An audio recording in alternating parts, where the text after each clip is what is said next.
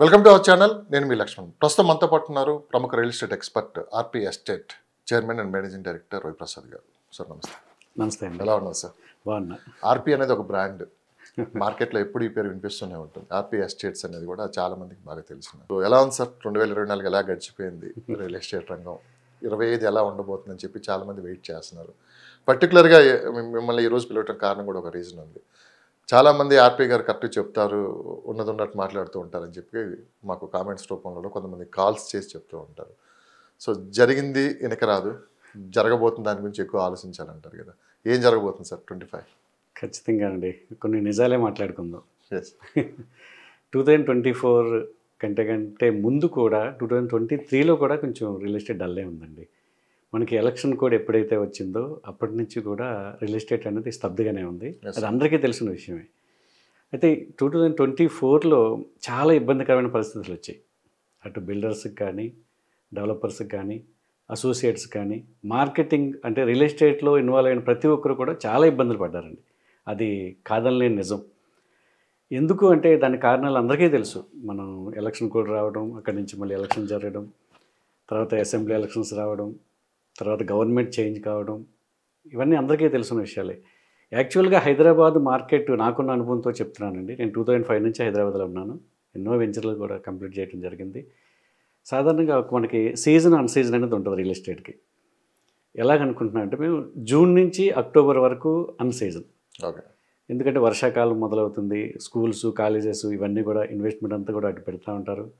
అయితే అక్టోబర్ నుంచి మనకి ఇన్వెస్ట్మెంట్ అనేది ల్యాండ్స్ మీద పెట్టడం జరుగుతుందండి. ప్లాట్స్ కానీ ఓపెన్ ప్లాట్స్ కానీ అన్నీ చేయడం జరుగుతుంది.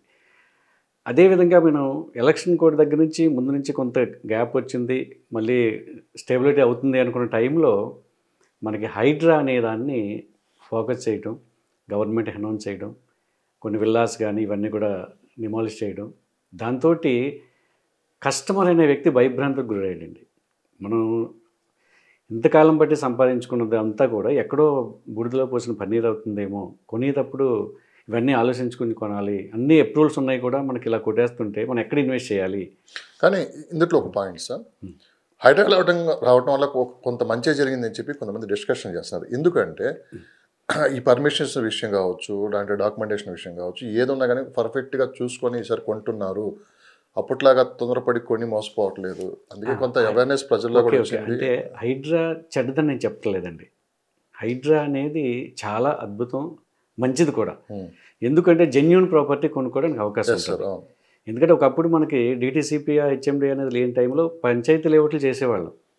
ఇది 4 రాళ్ళు పాతేసి మనం ఇదే లేఅవుట్, ఇదే ప్లాటు అని చెప్పి అమ్మిన రోజులు చాలా ఉన్నాయి. చాలా వరకు ఇక్కడ మన పంచాయతీ లేఅవుట్లు ఈ రోజు కూడా ఉన్నాయి చూడండి. కానీ ఎప్పుడైతే డిటిసిపి అని ఒక గవర్నింగ్ బాడీ వచ్చిందో అవన్నీ కూడా పర్ఫెక్ట్ అయ్యాయి.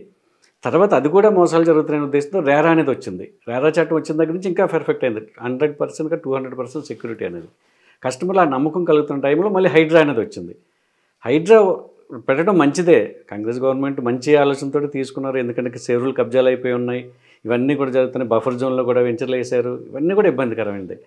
కానీ మరి ఆ టైంలోనే గవర్నమెంట్ పర్మిషన్లు ఇచ్చి మళ్ళీ కన్స్ట్రక్షన్ చేసుకోవడానికి అవకాశం ఇచ్చి మళ్ళీ హైడ్రా అనే పేరుతో సడన్గా వచ్చి ఈ కూల్చడం అనే కార్యక్రమం ఎప్పుడైతే చేశారో అప్పుడే కస్టమర్లు ఒక రకమైన భయాందోళనకు గురయ్యారు. అది జరుగుతుందండి. అదే విధానం, అది చేసే విధానం కొంచెం ఆలోచన చేసి ఉంటే, వాళ్ళకి అవకాశం ఇచ్చి ఉంటే బాగుండేది. హైడ్రా అనేది నెంబర్ 1 అండి. అది ఖచ్చితంగా ఉండాలి, దాని పరిధి కూడా పెంచాలి. అలాంటప్పుడు జెన్యూన్ అనేది మనకు బయటకు వస్తుంది. మొత్తం మీద కన్ఫ్యూజ్కి అయితే గురయ్యారు 100%. ఈ రోజు కూడా దాని నుంచి ఇంకా బయటపడలేదు. ఎందుకంటే మంచి అనేది చాలా స్లోగా వెళ్తుంది, ఏదైతే ఉందో ఊరంతా ముందే వెళ్ళిపోతుంది. కాబట్టి ఎందుకు మనం అంత రిస్క్ తీసుకోవాల్సిన అవసరం ఏముంది అనే ఉద్దేశంతో కస్టమర్స్ అయితే ఆలోచించి వేచి చూసే ధోరణిలో ఉన్నారు. ఇప్పుడు కూడా నేను చెప్తున్నాను, రియల్ ఎస్టేట్ పడిపోలేదు, కానీ సెలెక్ట్ చేసుకుని కొంటున్నారు. సో లాస్ట్ 2 months నుంచి కానీ మనం చూసామంటే కాస్త మార్కెట్ పుంజుకుంది అని చెప్పి విశ్లేషకులు కూడా చెప్తున్నారు. గ్రౌండ్ లెవెల్లో కూడా ఎలా ఉంది అనేది మేము కూడా ఒకసారి పరిశీలించాం. నిన్న శ్రీశైలం హైవే వెళ్ళడం కూడా జరిగింది. సో చాలా వరకు అటు అంటే విజిటర్స్ కావచ్చు, చాలా మంది వచ్చారు. మీకు ఎలా అనిపించింది? ఖచ్చితంగానండి. యాక్చువల్గా చెప్తున్నాను, అక్టోబర్ నుంచి మనకు బిజినెస్ స్టార్ట్ అవుతుందండి. మళ్ళీ మే, జూన్ వరకు కూడా 100% మంచి పొజిషన్లోకి వెళ్తుంది ఎప్పుడు, ఎవ్రీ ఇయర్ కూడా. అయితే ఇప్పుడు కొంచెం లాంగ్ అయింది. మనం అక్టోబర్ నుంచి స్టార్ట్ అయ్యేటప్పుడు హైడ్రా రావడం అది ప్రాబ్లం అయింది. ఇప్పుడు ఏంటంటే స్ట్రీమ్ లైన్ అవుతుంది. ఓకే, హైడ్రా కూడా మనకి మంచిదే చేస్తుంది, మనం జెన్యూన్ ల్యాండ్ మనం కొనుక్కోవచ్చు అనే ఉద్దేశంతో మీరు చెప్పినట్టుగా ఈ నవంబర్, డిసెంబర్ అయితే కొంచెం నాకు మూవ్మెంట్ కూడా కనిపించింది. సేల్స్ కూడా అవుతున్నాయి, ఎంక్వైరీస్ కూడా బాగా వస్తున్నాయి. 100% 2025 ఒక ఆశావహ దృక్పథంతో మనం ముందుకెళ్ళడానికి అవకాశం ఉంది. మరి కొత్త సంవత్సరం అందరికీ కూడా కొత్త ఊపిరులు ఊదుతుందని నేను భావిస్తున్నాను. ఎందుకంటే రియల్ ఎస్టేట్ వాళ్ళు కానీ భావించడం వేరు, మీకున్న అనుభవం వేరు. దాదాపు 30 సంవత్సరాల అనుభవం ఉంది రియల్ ఎస్టేట్ మార్కెట్లో. అప్ అండ్ డౌన్స్ చూశారు, మార్కెట్ ఎందుకు పెరుగుతుంది ఎందుకు తగ్గుతుందో కూడా మీరు చూశారు. సో 2025 ఎలా ఉండబోతుందని చెప్పి కూడా చాలామంది అడుగుతూ ఉన్నారు. అంటే దేనికి సంకేతాలు ఏం చూపిస్తుంది? ఫర్ ఎగ్జాంపుల్ మన RRR సంబంధించి తీసుకున్నామంటే నిన్న గవర్నమెంట్ 161 కిలోమీటర్లకు కూడా వాళ్ళు పనులు మొదలు పెట్టడం కూడా జరిగింది. ఇది స్టార్టింగే ఒక శుభ సంకేతం అని కూడా చెప్తున్నారు.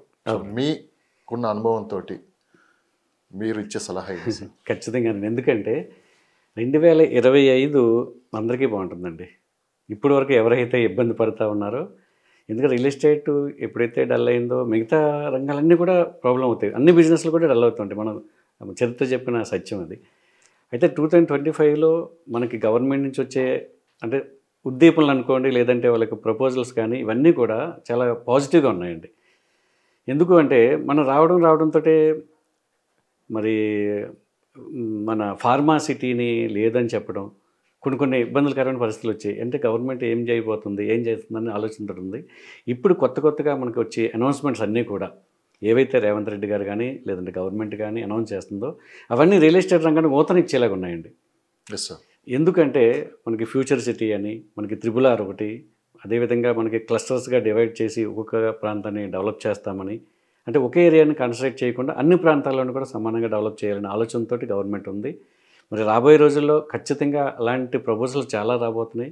మరి మీరు చెప్పినట్టుగా RRR గురించి నార్త్ సైడ్ ఏదైతే ఉందో సంగారెడ్డి టు మనకి గల్మాపూర్ దగ్గర నుంచి మనకి యాదాద్రి వరకు కూడా 161.5 కిలోమీటర్ల డిస్టెన్స్ ఏదైతే ఉందో దానికి టెండర్లు సెంట్రల్ గవర్నమెంట్ పిలవడం అది చాలా శుభదాయకం. ఎందుకంటే ఎప్పటి నుంచి ఎదురు చూస్తూ ఉన్నాం, ల్యాండ్ కోసం కానీ లేకపోతే ఎక్విజిషన్ కానీ ఇవన్నీ కొన్ని ప్రాబ్లమ్స్ అన్నీ అవన్నీ సాల్వ్ అయిపోయి మనకి నార్త్ సైడ్ అయితే మనకి స్టార్ట్ అవ్వబోతుంది. కాబట్టి అది మనకి మెయిన్ ప్లస్ పాయింట్ అవుతుందండి.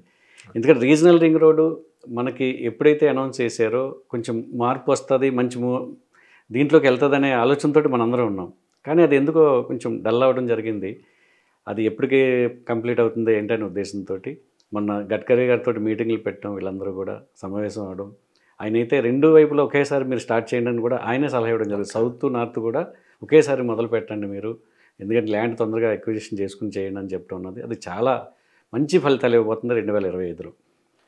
సో రవి గారు చెప్పారు. ఇప్పుడు అంటే చాలామంది ఏంటంటే ఇప్పుడు స్మార్ట్ ఇన్వెస్ట్మెంట్ అంటే ఏంటి, జనాల్లో కూడా చాలా వరకు పబ్లిక్లో అవేర్నెస్ వచ్చింది. ఇప్పుడు ఎక్కడ ఇన్వెస్ట్ చేయాలని, అంతమందిలాగా ఎడాపెడా ఎక్కడ పెడితే అక్కడ ఎవడో చెప్పాడని చెప్పి కొనేయట్లేదు. ఇప్పుడు జూబ్లీస్లో మనకి గజం 3 లక్షలు ఉంటే అదే అవుటర్ రింగ్ రోడ్ దాటితే అదే 3 లక్షలకి దాదాపు ఒక 500 గజాలు ఎంతో వస్తుంది. కానీ స్మార్ట్ ఇన్వెస్ట్మెంట్ తెలివిగా ఆలోచించి పెట్టుబడి పెట్టాలంటే జూబ్లీస్లో కొనాలా, అవుటర్ రింగ్ రోడ్ అంటే ఎగ్జాంపుల్ ఇది దాటి కొనాలంటే మీరు ఏం చెప్తారు? Correct sir. లాస్ట్ టైం మన ఇంటర్వ్యూలో కూడా నేను ఒక మాట చెప్పాను. నేను అది చాలా వైరల్ అయింది కూడా ఆ బిట్ కూడా.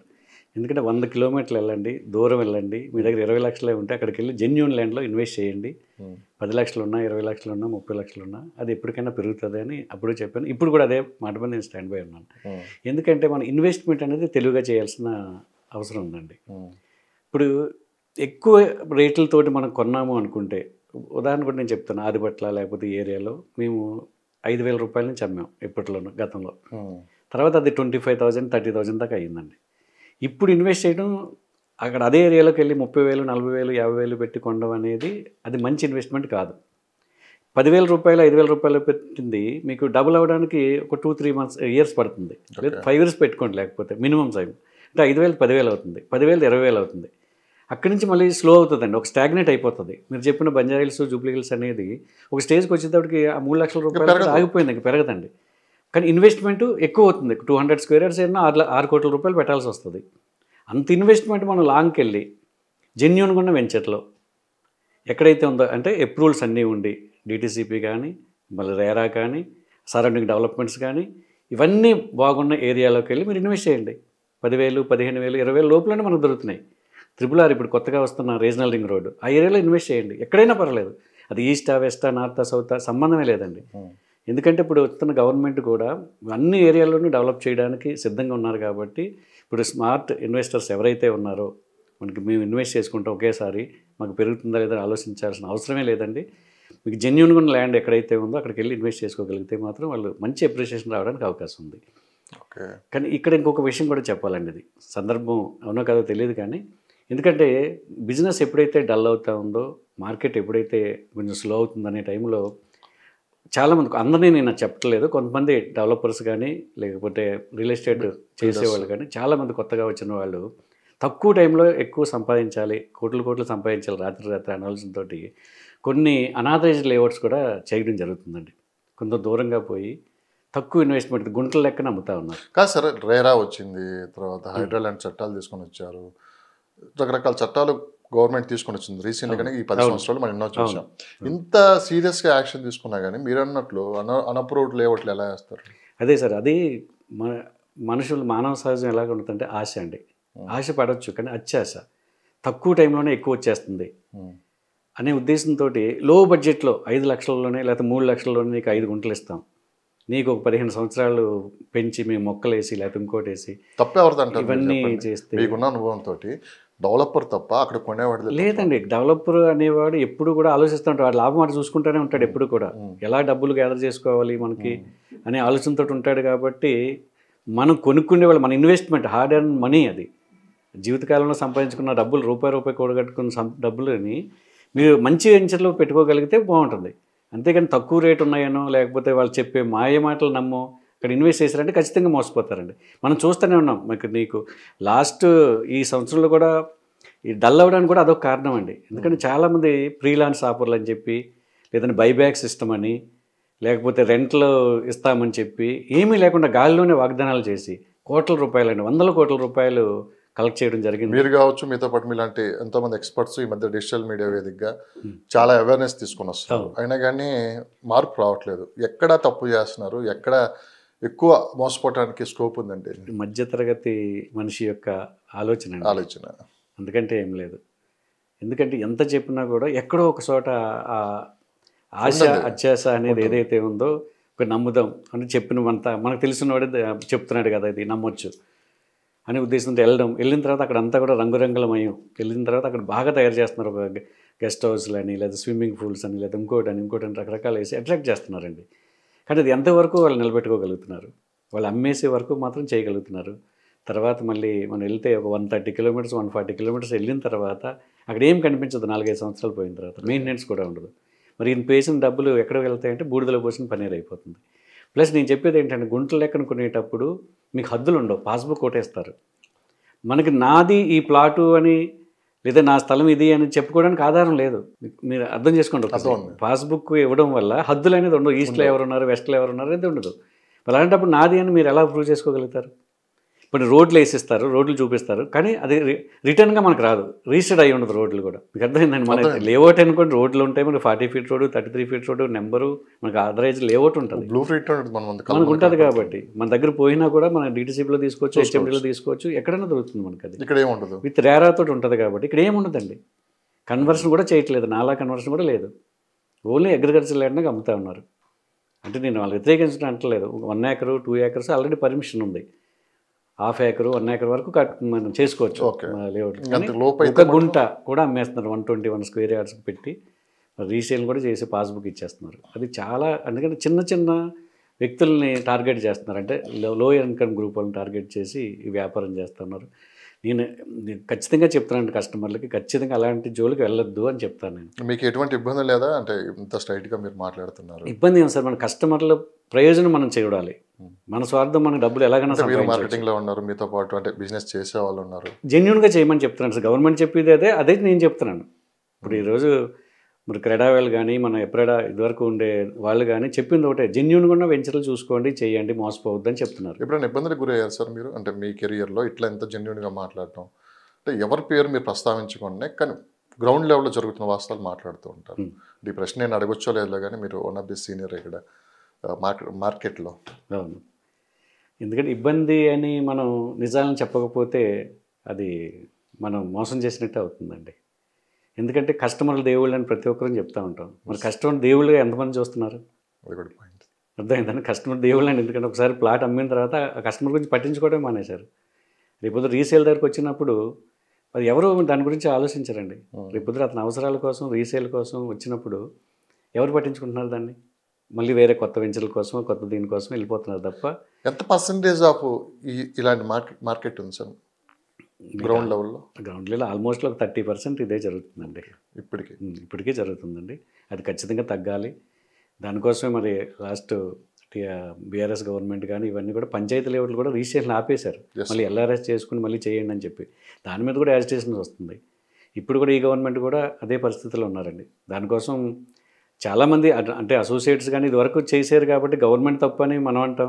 లేదు గవర్నమెంట్ చేసింది కాబట్టి మేము కొన్నాం, మమ్మల్ని ఇప్పుడు ఎందుకు ఇబ్బంది పెడుతున్నారని మన కస్టమర్లు కూడా అంటూ ఉన్నారు. ఎందుకంటే అది జెన్యూన్ ల్యాండ్ ఉంది అక్కడ, అది అప్రూవల్సా కాదా అనేది సరైన ప్లాన్ ఇది లేకపోవడం వల్ల ఇబ్బంది అవుతుంది. అలాగే మరి ప్రజలను ఇబ్బంది పెట్టడం కూడా అది కరెక్ట్ కాదు. దాని తగ్గట్టు ఒక సొల్యూషన్ చూపించి మరి ఎల్ఆర్ఎస్ కోసం ఎప్పుడో ఇచ్చారు, అది ఈ రోజు వరకు కూడా పెండింగే ఉన్నాయండి అవన్నీ. మళ్ళీ ధరణి వచ్చింది, ధరణిలో ప్రాబ్లమ్స్ ఉన్నాయన్నారు. మళ్ళీ ఇప్పుడు మళ్ళీ కొత్తగా మళ్ళీ క్రియేట్ చేస్తున్నారు ఈ గవర్నమెంట్. ఇప్పుడైనా సరే జెన్యూన్గా ఎవరికి ఇబ్బంది లేకుండా రైతులకు కానీ లేదా బిల్డర్స్ కానీ జెన్యూన్గా చేసే వాళ్ళకి ఎవరికి ఇబ్బంది లేకుండా మరి ప్రభుత్వం కూడా కొంచెం ఎంకరేజ్ చేయగలిగితే మాత్రం 2025 అద్భుతంగా ఉండబోతుందండి. దాంట్లో డౌట్ ఏమీ లేదు. ఎందుకంటే ఆ సైన్ కూడా కనిపిస్తూ ఉంది. గత 2 నెలల నుంచి కూడా మనకి ఇది అవుతూ ఉంది. సో రీసెంట్గా వరంగల్ హైవేకి విపరీతమైన డిమాండ్ పెరిగింది అంటున్నారు. గతంలో ఎన్నడూ లేని విధంగా ఎక్కువ మనం Srisailam highway, Mumbai highway, Bengaluru highway గురించి డిస్కషన్ చేసాము. ఈ వరంగల్ హైవే కిందకి ఒకసారిగా మార్కెట్ పెరగడం కారణం ఏంటి? హై రైజ్ బిల్డింగ్స్ కూడా మంచి డిమాండ్ ఉంది అక్కడ, చాలా మంది అటువైపే చూస్తున్నారు అంటున్నారు. ఏమన్నా పర్టికులర్ రీజన్ ఏమైనా ఉందా? డెవలప్మెంట్స్ ఏమైనా ఉన్నాయా? ఖచ్చితంగానండి. ఎందుకంటే గతంలో యాదగిరిగుట్ట డెవలప్ చేసినప్పుడు వైటీడీ అని పెట్టి మన కేసీఆర్ గారు తెలంగాణ తిరుమలలాగా దాన్ని డెవలప్ చేయాలని ఆలోచనతోటి కార్యక్రమం మొదలు పెట్టడం జరిగింది. అప్పుడు విపరీతమైన రైజింగ్లోకి వచ్చిందండి. ల్యాండ్ కాస్ట్ కూడా మనకి 25 లక్షల నుంచి 1,50,2 కోట్ల దాకా కూడా వెళ్ళింది ఆ టైంలో. తర్వాత వరంగల్లో కూడా డెవలప్మెంట్ బాగా ఉంది. ఎడ్యుకేషనల్ ఇన్స్టిట్యూషన్స్ కానీ మళ్ళీ కంపెనీస్ కానీ అవన్నీ కూడా వరంగల్లో ఉన్నాయి. హైదరాబాద్ నుంచి డెవలప్మెంట్ అవుతూ వెళ్తుంది, అంటే వరంగల్ నుంచి డెవలప్మెంట్ అవుతూ ఇటు వస్తుంది. మధ్యలో యాదగిరిగుట్ట సరౌండింగ్ ఏరియా కూడా డెవలప్ చేశారు. అంటే ఆ రోడ్డు బాగా మంచి దీంట్లోకి వచ్చింది ఆ టైంలో. తర్వాత ఏమైతే గవర్నమెంట్ చేంజ్ అవ్వడం, కొంత డల్ అవ్వడం మాట అన్నిటితో పాటు అది కూడా డల్ అయింది బాగానే. తర్వాత ఈస్ట్ని ఎవరు చూడడం మానేశారు. అందరూ కూడా వెస్ట్ లేకపోతే ఇటు వైపే చూశారు తప్ప ఈస్ట్ గురించి పట్టించుకోలేదండి. ఆ టైంలోనే ఇప్పుడు మనకి ఎందుకు ఈస్ట్ వైపు మనకు మళ్ళీ డిమాండ్ క్రియేట్ అవుతుంది అంటే, మీకు ఫ్లైఓవర్ ఒకటి స్టార్ట్ అవుతుంది, మీరు చూసే ఉంటారు. మీకు రామంతపూర్ నుంచి మనకి మేడిపల్లి, నారపల్లి వరకు ఒక ఫ్లైఓవర్ జరుగుతుందండి. గతంలోనే అది జరిగిపోవాలి. కాంట్రాక్టర్ మరి ఫండ్స్ లేవని ఆపేయటం, తర్వాత ఇది అవ్వడం. మొన్న ఈ గవర్నమెంట్ వాళ్ళని వార్నింగ్ ఇచ్చి మళ్ళీ ఒక 20 monthsలోనే దాన్ని కంప్లీట్ చేయాలని టైం బౌండ్ పెట్టి వర్క్ స్టార్ట్ చేయడం జరిగిందండి. స్పీడ్గా జరుగుతుందండి. అది ఎప్పుడైతే ఆ ఫ్లైఓవర్ స్టార్ట్ అయిందో మనకి ఆ వరంగల్ హైవేకి కనెక్టివిటీ దగ్గర అవుతుంది. సిటీలో ఉంటుంది.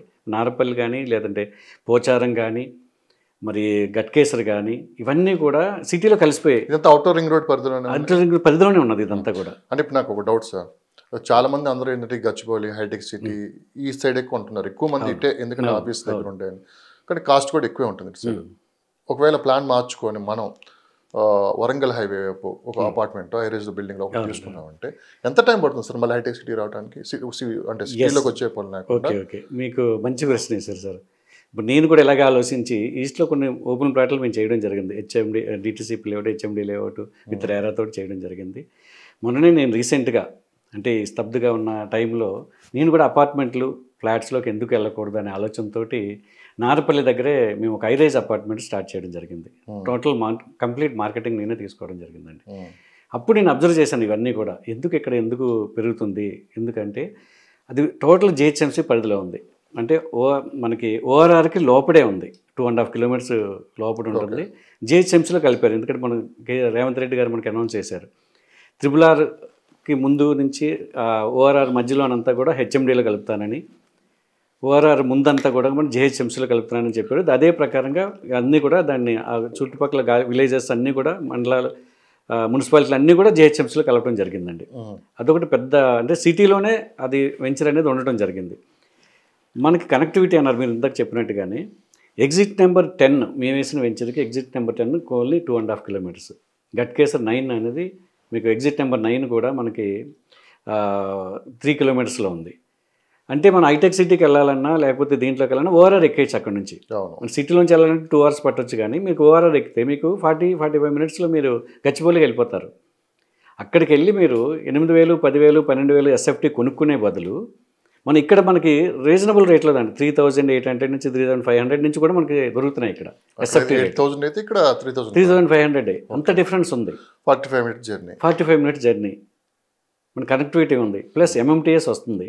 చర్లపల్లి మీకు ఇప్పుడు ఇంటర్నేషనల్ ఇది వస్తుంది మీకు అంతా కూడా. మీకు మొన్న రైల్వే స్టేషన్ కానీ మొత్తం అంటే సిటీలోకి ఏవి ట్రైన్స్ రావండి, ఇంకా అక్కడితో ఆపేస్తారు. అక్కడ టెర్మినల్ అదంతా కూడా రైల్వే టెర్మినల్. అది జస్ట్ ఒక 4 to 5 kilometers డిస్టెన్స్లో ఇవన్నీ కూడా. ఇక ఫ్లైఓవర్ ఒకటి మనకి ఎదురైతే మనకి ఎక్కడ ట్రాఫిక్ తోటి అంతరాయం లేకుండా మనం వచ్చేయచ్చు మనం తిన్నగా. అలాగే ఇన్ఫోసిస్ ఐటీ పార్క్స్ వస్తున్నాయి. IT park Raheja IT park, Infosys, Singapore township, ఇంక ఇవన్నీ పల్లవి ఇంటర్నేషనల్ స్కూల్ అని రకరకాల ఇంటర్నేషనల్ స్కూల్స్ వచ్చాయి. నల్ల నరసింహారెడ్డి గారి కాలేజీలు ఉన్నాయి అక్కడ. అంటే ఎడ్యుకేషన్ పరంగా బాగుంది, ఐటీ పరంగా బాగుంది. ఇటు మన ఆధ్యాత్మిక కేంద్రంగా మన యాదగిరిగుట్ట కూడా డెవలప్ అవుతూ ఉంది.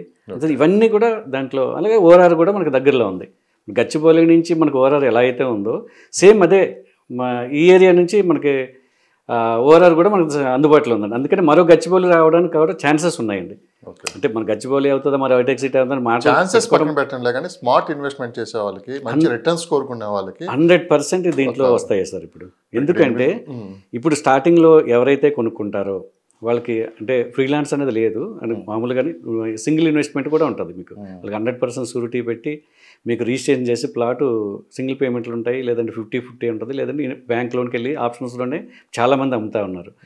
దాంట్లో ఈరోజు అవుట్ రేట్ పెట్టి మనం దాని దగ్గర డబ్బులు ఉన్న 50 లక్షలు నేను ఇన్వెస్ట్ చేసుకుంటాను అనుకున్న వాళ్ళు అది కంప్లీట్ అయ్యేటప్పటికి ఖచ్చితంగా డబుల్ అవుతుందండి. కాదు సార్, ఆర్పి గారు సాధారణంగా ఇలాంటి ప్రాజెక్టులకు తొందరగా టచ్ చేయరు. మాకు తెలిసిన ఇన్ఫర్మేషన్ పెద్ద ప్రాజెక్టులు చేశారు, ఓపెన్ ప్లాట్స్ అవి చేశారు. ఎందుకు ఆర్పిఆర్ గారి ఆలోచనలో మార్పు, అంటే ఒక సీనియర్ రియల్ ఎస్టేట్ ఎక్స్పర్ట్గా మీరు చెప్పండి, ఒక మార్పు కనపడింది? ఎందుకు అంటే నేను చెప్తానండి, ఎందుకంటే కస్టమర్ల యొక్క ఆలోచన ఎప్పుడైతే మారుతుందో మనం కూడా దానికి తగ్గట్టుగా మనం మారాలండి. ఫస్ట్ మీరు చూడాలి, అవును, మీకు నమ్మకం కలగాలి. అవును, ఇక్కడ మనం కొనిపిస్తున్నామంటే పక్కా అది మళ్ళీ మంచి అప్రిషియేషన్ ఉంటుందని చెప్పి మీరు కొనిపిస్తారు. అసలు మీకు నమ్మకం కలిగిన తర్వాత కస్టమర్కి నమ్మకం. ఖచ్చితంగా ఏ నమ్మకం కలిగింది సార్? నేను అదే చెప్తానండి. ఎందుకంటే నేను ఫస్ట్ ఏరియా వైజ్ చూస్తాను. నేను రాబోయే రోజుల్లో ఈ ఏరియా డెవలప్మెంట్ అవుతుందా లేదా, అయితే ఎంతవరకు అది రేంజ్ పెరుగుతుంది, ఆ సరౌండింగ్ డెవలప్మెంట్స్ ఎలా ఉన్నాయి, ఇక్కడ వెంచర్ చేయడం వల్ల కస్టమర్కి వచ్చి బెనిఫిట్ ఏంటి, మనం ఏ రేట్లో మనం ఇవ్వగలుగుతాం, ఇది నేను ఫస్ట్ ఆలోచిస్తానండి. తర్వాత దాని అప్రూవల్స్ అయ్యి కరెక్ట్గా ఉన్నాయా లేదా, రేరా అయిందా లేదా, అంటే గవర్నమెంట్కి సంబంధించిన అన్నీ కూడా దీంట్లో ఉన్నాయా లేదా, అదండి నాకు నమ్మకం కలిగిన తర్వాత లీగల్ ఒపీనియన్తో సహా తీసుకుని 1954 నుంచి మనకి ఏదైతే ఉందో ఆ ల్యాండ్కి సంబంధించిన డిస్ప్యూట్ కానీ ఇంకోటి కానీ ఉండకూడదు. అలాగని మరి ఈ మధ్య కొత్తగా హైడ్రా వచ్చింది కాబట్టి ఆ పరిధిలో ఏమన్నా ఉందా, బఫర్ జోన్లో ఉందా, లేకపోతే ఎఫ్టీఎల్ ఏమైనా ఉన్నాయా, చెరువులు పక్కన ఉన్నాయా లేదా, ఇవన్నీ కూడా చూసుకోవాల్సిన అవసరం ఉందండి. అలా చూసిన తర్వాత మాత్రమే వాటిని టేకప్ చేయాలి ఎవరైనా సరే. మన కస్టమర్ కూడా చెప్పగలిగి ఉండాలి, దీంట్లో ఇక్కడ ఇన్వెస్ట్ చేయగలిగితే మనకు నమ్మకం కలిగిన తర్వాత మనం కాన్ఫిడెంట్గా చెప్పగలుగుతాం, నాది పూచి అని చెప్పగలుగుతామండి. అలాంటి ఏరియా నాకు ఇప్పుడు ఈస్ట్లో కనిపిస్తూ ఉంది. అందుకని మేము కూడా అక్కడే ప్లాన్ చేయడం జరిగింది. అది దాని తగ్గట్టుగానే మాకు నేను ఒక 2 months నుంచి దాన్ని ఫాలోఅప్ చేయడం, ఒక 20 plots వరకు కూడా బుకింగ్స్ కూడా రావడం జరిగింది. అంటే కస్టమర్లు మనం చెప్పింది నమ్ముతున్నారు, వాళ్ళు చూసుకుంటున్నారు, ఆ ఏరియా బాగుంది అనుకుంటున్నారు, రాబోయే రోజుల్లో ఇది ఖచ్చితంగా పెరుగుతుంది అనుకుంటున్నారు. ఎందుకంటే ఉప్పల్ రింగ్ రోడ్కి జస్ట్ 10 kilometers డిస్టెన్స్లోనే ఉంది. వాళ్ళు పెరుగుతుంది అనుకుంటున్నారు, అంతవరకు ఓకే సార్. మీరు ఇచ్చే హామీ ఏంటి ఒక ఎక్స్పర్ట్గా అంతా ఇక్కడ? ఓకే, ఎందుకంటే గతంలో చేసిన ప్రాజెక్టులు నాకు తెలుసు.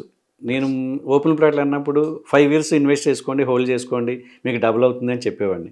కావాలంటే రాసిస్తానని కూడా చెప్పేవాడిని. అయితే చాలామంది నమ్మారు, చాలామంది నమ్మినా నమ్మకపోయినా సరే పెరుగుతుంది కదా ఖచ్చితంగా అన్ని అప్రూవల్స్ ఉన్నాయి కాబట్టి అని తీసుకున్న వాళ్ళు కూడా ఉన్నారు. అయితే అదృష్టం కొద్దీ 3 yearsలో డబుల్ అయిన ప్రాజెక్టులు ఉన్నాయి నా దగ్గర. అదే నమ్మకంతో ఈ ఏరియా కూడా అలాగే పెరుగుతుంది అనే ఉద్దేశంతో మేము చెప్పడం జరుగుతుందండి. మీరు ఇప్పుడైతే ఏదైతే స్టార్ట్ చేసినప్పుడు ఇన్వెస్ట్ చేస్తారో ఎక్కడైనా చేయండి, స్టార్టింగ్లో ఇన్వెస్ట్మెంట్ లో బడ్జెట్లో ఉందా లేదా, అది కంప్లీట్ అయ్యి మనకి హ్యాండ్ ఓవర్ అయ్యే టైంకి, ఎందుకంటే విత్ రేరా ఉంటుంది, రేరా నామ్స్ ఉంటాయి. ఎందుకంటే చట్టం కొరడా గట్టిగా విధిస్తుందండి. రేరా అనేది చాలా పవర్ఫుల్ అవుతుంది, దానికి సంబంధించిన గవర్నింగ్ బాడీ కానీ ఇవన్నీ కూడా ఫుల్ ప్రెజ్డ్గా పనిచేస్తూ ఉన్నారు. అందువల్ల మనకి హామీ ఇవ్వచ్చు మనం ఖచ్చితంగా. సరే 2025 కొత్త సంవత్సరాలకు అడుగు పెడుతున్నాం. కోటి ఆశలతో ఎదురు చూస్తున్నారు. ప్రతి రంగంలో ఇన్వెస్ట్ చేసిన వాళ్ళు ఉన్నారు. ఎస్పెషల్లీ రియల్ ఎస్టేట్ రంగం మీద దాదాపు 60-70% చాలామంది అంటే మిడిల్ క్లాస్ పీపుల్ నుంచి రిచ్ పీపుల్ వరకు అందరూ ఇన్వెస్ట్ చేస్తూ ఉంటారు. కొత్త సంవత్సరం మీరు ఏం చెప్పబోతున్నారు ఇప్పుడు ఇన్వెస్ట్ చేసే వాళ్ళకి పర్టికులర్గా ఎలా ఉండబోతుందంటే ఒకసారి ప్రేక్షకుల కోసం ఒక మాట మీరు. ఎందుకంటే కస్టమర్ దేవుళ్ళు అని చెప్తాము. కస్టమర్ దేవుళ్ళు కూడా నేను చెప్తున్నానండి. ఇప్పటి వరకు వెయిట్ చేశారు, మీ దగ్గర డబ్బులు ఉన్నాయి, కానీ రకరకాల కారణాల వల్ల దాన్ని ఇన్వెస్ట్ చేయడానికి మరి ఆలోచిస్తూ ఉన్నారు. కానీ ఇక ఆలోచన పక్కన పెట్టండి. డెఫినెట్గా 2025 అందరికీ మంచి జరగబోతుంది. అదే రియల్ ఎస్టేట్ రంగంలో కూడా మంచి జరగబోతుంది. అన్ని రంగాల్లోనూ కూడా అద్భుతమైన ప్రగతి రాబోతుందండి. ఎందుకు నేను చెప్తున్నాను అంటే గతంలోకి చూసిన విషయాలన్నీ కూడా మనకు తెలుసు. కరోనా టైంలో కానీ, బైఫర్కేషన్ టైంలో కానీ, నోట్ల రద్దులో కానీ అప్పుడన్నీ కూడా డల్ అయిపోయి చాలామంది ఆలోచిస్తూ ఉన్నారు, ఇదంతా రియల్ ఎస్టేట్ పడిపోయింది, ఇంకా మనం ఇన్వెస్ట్ చేయకూడదు, రేట్లు తగ్గుతాయి, ఇంకా తగ్గిన తర్వాత కొనుక్కుందాం, ఇలాంటి ఆలోచనతో చాలామంది పొరపాటు చేశారండి. తర్వాత విపరీతమైన రేట్లు పెరగడం, అరే తగ్గుతాయి అనుకుంటే ఇంత పెరిగింది అప్పుడే కొనేసుకుంటే బాగుండేది అనే ఆలోచనతో చాలామంది పశ్చాత్తాపడిన విషయం నాకు తెలుసు. ఇప్పుడు కూడా అదే దృష్టితో ఉన్నారు. అంచేత ఇంకా వెయిట్ చేయాల్సిన అవసరం లేదు. 2025లో ఒక మంచి నిర్ణయం తీసుకోండి. మీరు ఒక మంచి ఇన్వెస్ట్మెంట్ చేయండి. అది ప్లాటా, ఓపెన్ ప్లాటా, లేదా అపార్ట్మెంటా, విల్లానా, మీ దగ్గర ఉన్న బడ్జెట్ని బట్టి ఎక్కడో చోట ఇన్వెస్ట్ చేయండి. కానీ ఇన్వెస్ట్ చేసే ముందు మాత్రం మీరు చూసుకోండి, ఖచ్చితంగా అది అప్రూవల్స్ అయి ఉండాలి, రేరా అయి ఉండాలి, సరౌండింగ్ డెవలప్మెంట్స్ అయి ఉండాలి, మంచి బిల్డర్ అయి ఉండాలి, లేదంటే చరిత్ర కూడా చూడండి ఖచ్చితంగా. ఆ చరిత్ర చూసి ఇతను నమ్మకమైన వ్యక్తి, నమ్మకంగా చేస్తారు అన్న ప్రాజెక్టులు కూడా మనం డెలివరీ చేశారు అనుకున్న టైంలోనే అనుకున్న వాళ్ళు మాత్రం దాన్ని ఇక్కడగా మీరు ఆలోచించొద్దు. డెఫినెట్గా దాంట్లో ఇన్వెస్ట్ చేయండి. మీకు 2024 మంచి ఇన్వెస్ట్మెంట్ చేసే సంవత్సరంగా మారిపోతుంది. అంటే మీరు చాలా చెప్పారు ఇన్ని జాగ్రత్తలు పాటించాలని. మీకంటే 30 సంవత్సరాల అనుభవం ఉంది, ప్రతిదీ పిన్ టు పిన్ తెలుసు. వాళ్ళకి ఇవన్నీ తెలియదు చాలామందికి. కొంతమంది ఏంటంటే మీలాంటి వాళ్ళని కాంటాక్ట్ అవ్వాలనుకుంటున్నారు. ఫస్ట్ అంటే సలహా తీసుకొని 1-2 సార్లు ఆలోచించి ఇన్వెస్ట్ చేస్తున్నారు. సో మిమ్మల్ని కాంటాక్ట్ అవ్వాలంటే మీ అడ్రస్ కానీ మీ ఫోన్ నెంబర్ కానీ. ఓకే అండి, ఓకే, తప్పకుండా అండి. ఏదైనా ఒక సలహా కావాలనుకున్నా, ఇది ఎక్కడ ఇన్వెస్ట్ చేయాలనుకున్నా, అంటే నా నిస్వార్థంగా నేను వాళ్ళకి సలహా చెప్తాను. ఎందుకంటే చాలామంది ఎన్ఆర్ఐస్ నాకు గత ఇంటర్వ్యూలో చేసినప్పుడు చాలామంది కాల్ చేశారు. వాళ్ళకు కూడా నేను చెప్పడం జరిగింది, ఎక్కడ ఇన్వెస్ట్ చేసుకోండి అని చెప్పడం జరిగింది. వాళ్ళు కూడా హ్యాపీ ఫీల్ అవుతూ ఉన్నారు. నేనేమి డబ్బులు వసూలు చేయటమో లేదా ఫీజులు పెట్టడం ఏమీ లేదు, హ్యాపీగా చరిత్ర లేదు, మనకు అవసరం లేదు. ఒక మంచి చేయాలనే ఉద్దేశంతో నేను చేస్తూ ఉన్నాను. ఎందుకంటే నేను కూడా కింద నుంచి పైకి వచ్చిన వ్యక్తిని కాబట్టి ఒక మంచి జరగాలని కోరుకుంటున్నానండి. ఖచ్చితంగా మీరు నన్ను కాంటాక్ట్ చేయాలనుకుంటే నా సెల్ నెంబర్ ఇస్తున్నాను మీకు, 8179910567. దీనికి ఒకసారి నాకు వాట్సాప్లో మెసేజ్ చేయండి, నేనే కాల్ చేస్తాను మీకు. Thank you sir, thank you so much, thank you. Valuable time, చాలా బిజీగా ఉన్నారు, పిల్లగానే వచ్చారు. సో మరొక ఎపిసోడ్ తోటి 25 అడుగు పెట్టాము. 1 మంత్ తర్వాత అసలు మార్కెట్లో ఎలాంటి మార్పు జరిగిందో కూడా ఒకసారి మనం లైవ్లోకి వెళ్ళి చూద్దాం. అంటే మీరు అన్నట్లు వరంగల్ హైవేకి వెళ్దాం. డెఫినెట్గా మీరు చెప్పినట్లే హైరైజ్ అపార్ట్మెంట్కి ఎంత డిమాండ్ ఉందో లైవ్లో కూడా చూద్దాం. అక్కడ ఉన్న వాళ్ళతో కూడా మాట్లాడించే ప్రయత్నం చేద్దాం. దానికి మీరు రెడీగా ఉన్నారు? డెఫినెట్గా ఉన్నానండి. ఎందుకంటే ఈ మధ్యకాలంలో మీరు చూసారో లేదో, మీకు జిహెచ్ఎంసీ కానీ లేకపోతే హెచ్ఎండే కానీ వెళ్తే ఒకప్పుడు వెస్ట్లో మీకు గచ్చిబౌలి ఐరేలోంచి అప్లికేషన్ విపరీతంగా వచ్చేవి. కానీ ఇప్పుడు ఈ ప్రశ్న ఎందుకు అడిగింది సార్, కంప్లీట్ చేద్దాము. మీరు స్టూడియోలో కూర్చొని మాట్లాడుతున్నారు కానీ లైవ్లో అసలు ఏం జరుగుతుందో చూపించింది అంటున్నారు. వాస్తవం గ్రౌండ్ లెవెల్లో ఏం జరుగుతుందో కూడా మనం చూపించే ప్రయత్నం కూడా చేద్దాం. ఖచ్చితంగా సరే, మీరు మమ్మల్ని తీసుకొని వెళ్తారని నేను కూడా అనుకుంటున్నాను. డెఫినెట్గా మీతో పాటు నేను కూడా ఫాలో అవుతాను. చూద్దాం, మీకు అది లైవ్లోనే చూపిస్తాను. ఎందుకంటే స్టూడియోలో కూర్చొని మాట్లాడింది వేరు, గ్రౌండ్ లెవెల్లో అక్కడ డెవలప్మెంట్స్ ఏ విధంగా ఉన్నాయి, ఏంటి నిజంగా అంత డిమాండ్ ఉందో లేదు చూపించే ప్రయత్నం కూడా చేద్దాం. Thank you sir, thank you so much. Thank you Lakshman గారు.